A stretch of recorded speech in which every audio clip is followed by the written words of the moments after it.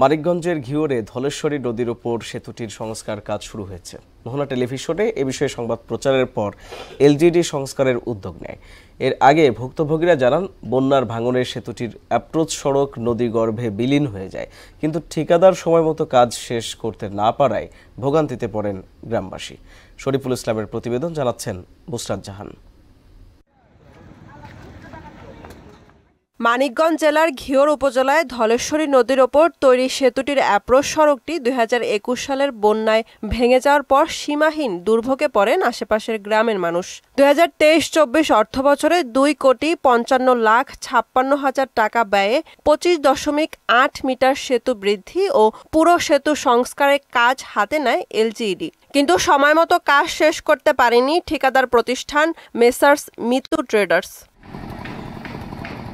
এ নিয়ে গত ৩০ নভেম্বর মোহনা টেলিভিশনে একটি বিশেষ প্রতিবেদন প্রচার করা হয়। জনদুর্ভোগের বিষয়টি নজরে আসে কর্তৃপক্ষের। সেতুটি সংস্কারের কাজ শুরু হয় খুশি স্থানীয়রা। ব্রিজের কাজটা অনেকদিন যাবৎ বন্ধ ছিল, এখন আবার শুরু হয়েছে।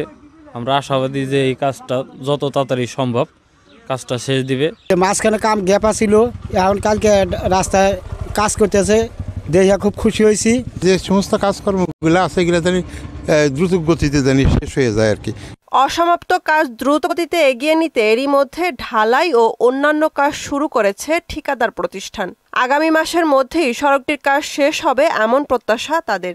কাজের অগ্রগতি অনেক বেশি।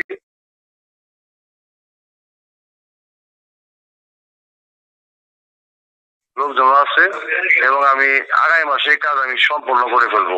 যে টাইমটা সেই টাইমের ভিতরে আমি কাজ সম্পূর্ণ করে ফেলবো।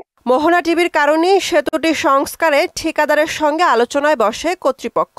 শিগগিরই জনভোগান্তি দূর হবে আশা নির্বাহী প্রকৌশলীর। তাদের এই রিপোর্ট প্রকাশিত হওয়ার পরে আমরা ঠিকাদারকে নিয়ে ম্যানেজমেন্ট মিটিং করেছি এবং আমরা নির্দেশনা দিয়েছি দ্রুত কাজ বাস্তবায়নের জন্য। ইতিমধ্যে ফলো আপ হিসেবে ব্রিজের 2টি স্প্যান বাকি ছিল, একটি স্প্যানের ছাদ ঢালাই সম্পন্ন করেছি।